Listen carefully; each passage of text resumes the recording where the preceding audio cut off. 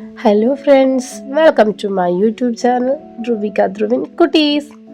അപ്പോൾ നമ്മൾ ഇന്ന് വെറും മൂന്ന് ചേരുവകൾ കൊണ്ട് ഒരു അടിപൊളി ഈവനിങ് സ്നാക്സാണ് ഉണ്ടാക്കുന്നത്, അതും എളുപ്പത്തിൽ.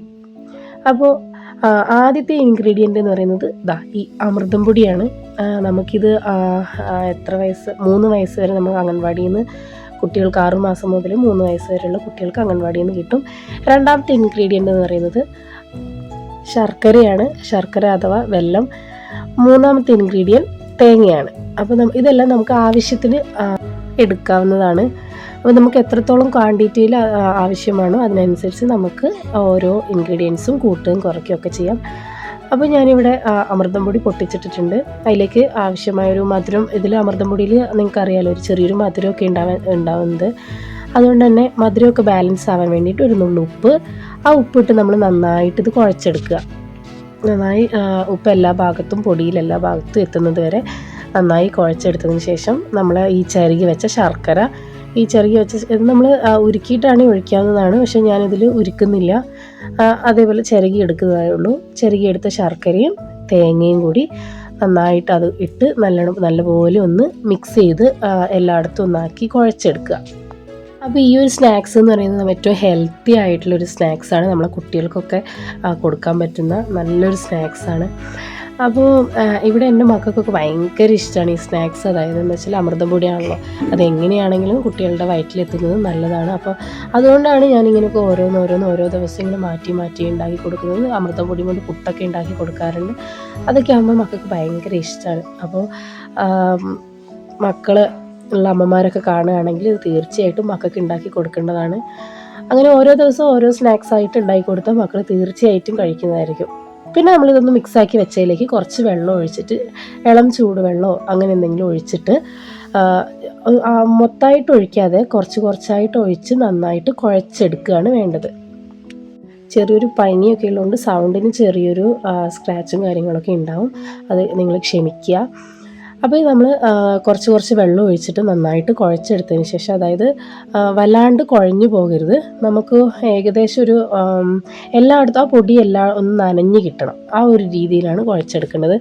നമ്മൾ ഈ ചപ്പാത്തിക്കൊക്കെ ഉരുട്ടിയെടുക്കുന്ന പോലെ നമ്മൾ എന്തായാലും ഈ പൊടി ഉരുണ്ട് കിട്ടില്ല. അപ്പോൾ ജസ്റ്റ് ഒന്ന് നന്നായിട്ട് നനച്ചെടുത്താൽ മാത്രം മതി. അപ്പോൾ പ്രത്യേകം ശ്രദ്ധിക്കേണ്ട ഒരു കാര്യം എന്താണെന്ന് വെച്ചാൽ വെള്ളം അധികം ആവാതെ ശ്രദ്ധിക്കുക. അതായത് ഇത് പെട്ടെന്ന് കുഴഞ്ഞു പോകാൻ ചാൻസ് ഉണ്ട്. അപ്പോൾ വെള്ളം അധികം ആവാതെ തന്നെ നോക്കണം. അപ്പോൾ അതിന് വേണ്ടിയിട്ടാണ് നമ്മൾ അല്പം ഒഴിച്ചു കൊടുക്കുന്നത്. അപ്പോൾ അത്യാവശ്യത്തിന് വേണ്ട പൊടിയിലേക്ക് നമ്മൾ ഇച്ചിരി വേണം വെള്ളം ഒഴിച്ചു കൊടുക്കാൻ. അങ്ങനെ അതായത് ഏകദേശം നമ്മൾ കുഴച്ച് എല്ലാ ഭാഗവും എല്ലാ പൊടിയും നനച്ച് എടുത്തിട്ടുണ്ട്. അപ്പോൾ അടിയിലേക്കൊക്കെ അധികം പൊടികളൊക്കെ നനയാതെ കിടക്കുന്നുണ്ട്. അപ്പോൾ എല്ലാം കൂടി കൈകൊണ്ട് തന്നെ നല്ല മിക്സാക്കി എടുക്കണം. നമുക്കിതിലേക്ക് വേണേൽ നട്ട്സും കാര്യങ്ങളൊക്കെ ചേർക്കാവുന്നതാണ്. അതേപോലെ പഴം ചെറുതാക്കി മുറിച്ചിട്ടിട്ട് അതൊക്കെ ചേർക്കാവുന്നതാണ്. ഞാനിപ്പോൾ അതൊന്നും ഇതിലേക്ക് എടുക്കുന്നില്ല, പക്ഷെ അതൊക്കെ നല്ലതാണ്. നമ്മുടെ ഹെൽത്തിനാണെങ്കിലും നട്ട്സും കാര്യങ്ങളൊക്കെ ചേർക്കുന്നത് നല്ലതാണ്. അങ്ങനെ നമ്മളിത് ജസ്റ്റ് ഒന്ന് കുഴച്ച് നോക്കുമ്പോൾ ഇതൊന്ന് ഉരുണ്ട് കിട്ടണം, അതായത് പൊടിഞ്ഞു പോകാത്ത രീതിയിൽ കിട്ടണം. അതാണ് ഇതിൻ്റെ പരിവെന്ന് പറയുന്നത്. അപ്പോൾ ഇതിൻ്റെ പരിവ് എന്താണെന്ന് വെച്ചാൽ നമ്മൾ ജസ്റ്റ് ഒന്ന് കുഴച്ച് നോക്കുമല്ലോ, അല്ലെങ്കിൽ നമ്മൾ ജസ്റ്റ് ഒന്ന് ഉരുട്ടി നോക്കുമ്പോൾ നമ്മൾ ഇത് ഉരുണ്ട് കിട്ടണം. ആ ഒരു പരിവായാലും നമുക്ക് നിർത്താവുന്നതാണ്.